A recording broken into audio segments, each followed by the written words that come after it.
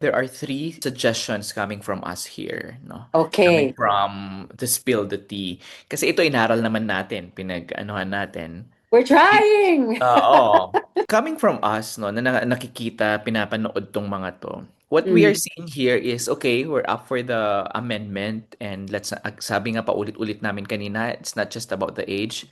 Ako, isang number one suggestion coming from us is that the mandatory integration into teaching modules. Kasi kung makikita natin dito, hindi nila naiintindihan ng juvenile justice. Ang naiintindihan nila, kakawala sila sa crime just because of this.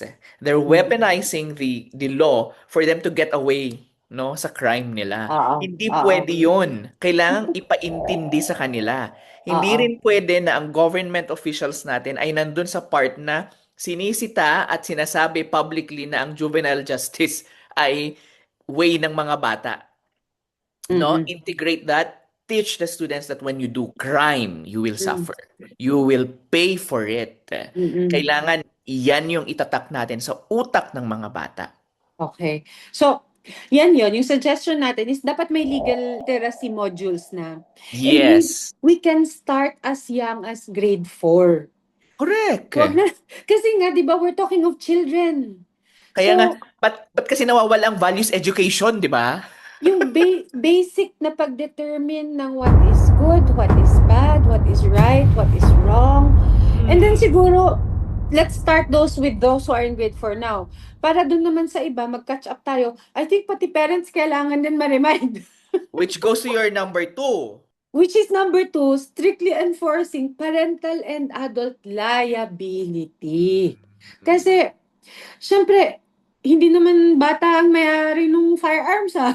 Di Oo. ba? Di naman siya yung bumili nun, di naman yung lisensyado. So, the accountability also here falls on the owners of the people who own the guns. So, we should look at aggressively prosecuting the adults who enable the children to get the guns. Yes. So, we look at the gun owners and parents with criminal negligence perhaps. We have laws naman that will help us there.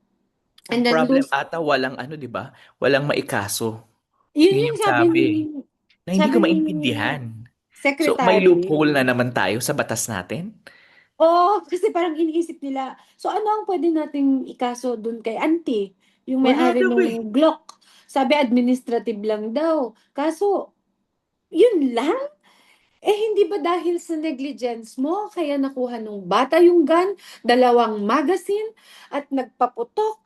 And actually, I think she was even the one who taught him how to How to use. fire the gun. Oh, so, Although her intention was so that he would become a responsible gun user eventually. nagkamali. Kaso, somewhere along the way, nagkamali. And the fact Nagkamali. that the child was able to get his hands on the gun is a big no-no. So, Tsaka importante talaga ang parents and guardians. mm-mm. So, yes, where does their liability begin and end also? Mm. Yeah. So, So that's hopefully, part. Mm. the enforcement of civil code also, yeah, Yeah. forcing parents and of violent minors to pay millions in damages. Ang saklap, no? Yeah, Sila ensuring yung... families face immediate financial and legal consequences. Oo, oo. For the actions of their children. Children. Yeah. Yeah. And of course, our number three dito na ano is yung heinous crime detention model na Saan instead of natin sending sila? oh, and Mm-mm. parang instead of sending children to corrupt adult jails, the real solution actually is for our lawmakers to study yung Mm. paggawa ng specialized maximum security juvenile facilities na Okay. funded ha. By the Funded. Oo, by the national national. budget. Huwag na namang ipapasa sa mga LGU. Yun Okay? eh. Oo. Na it should be high security state-run youth detention facilities na dito pupunta yung mga violent minors. Dito natin pwedeng pagsamasamahin sila. Diyan sila talagang Mm. tuturuan ng leksyon. They will Mm-mm. be kept under strict lockdown 24-hour surveillance with intensive psychiatric rehabilitation. Yung part na at Mm-mm. some point hindi nila gugustuhin na pumunta dyan. Which Mhm. is dapat ganun naman talaga eh. If we want to lower down criminal liability, we make sure we're ready for it. with the We facilities. implement. Oo, hindi pwedeng ito na naman tayo sa gawa ng batas, tapos may loophole na naman. Nakita nyo nga dyan sa gun, ano natin na yan, batas about sa mga baril. Wala tayong maikaso because may loophole.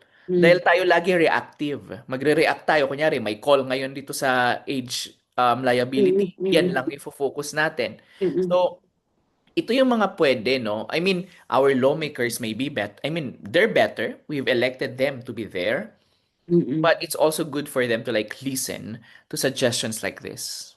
Yeah, I do agree, Mond, and really hope that our lawmakers will look into this, and let's also be circumspect about it. We're all emotional about it, but at the same Mhm. time, it would be good to really take a step back, look at the bigger picture, and see how we can help our children better and how we Mhm. can solve these problems starting at the root. And if ever they do get into very big trouble, that we put them into facilities that are run by the state together with the DSWD, and that they will get the help that they need. Not only punishment, but rehabilitation as well. Yes, Mhm. and I totally agree with that.